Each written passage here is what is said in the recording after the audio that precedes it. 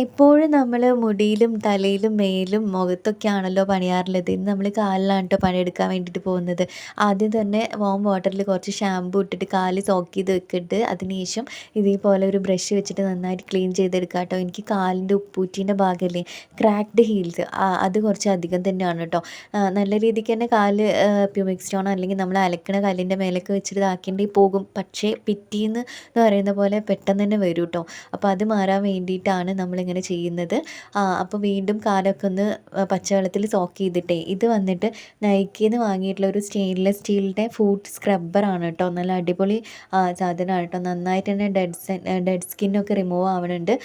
പിന്നെ അതിനുശേഷം കാല് നന്നായിട്ടൊന്ന് കഴുകുക. കഴുകിയതിന് ശേഷം നമ്മൾ യൂസ് ചെയ്യുന്നത് ഈ ക്രാക്ക്ഡ് ഹീൽസ് മാറാൻ വേണ്ടിയിട്ട് ഡേം ടോക്കിൻ്റെ നമ്മുടെ 20% യൂറിയ അടങ്ങിയിട്ടുള്ള ഫുഡ് ക്രീമാണ് കേട്ടോ. ഇത് അടിപൊളിയാണ് കേട്ടോ. ഞാൻ ഡെയിലി ബേസിസിൽ നൈറ്റ്ലി യൂസ് ചെയ്യുന്നുണ്ട്. കാലിലെ മാറ്റം നിങ്ങൾക്ക് തന്നെ കാണാൻ പറ്റും ട്ടോ. കണ്ടോ?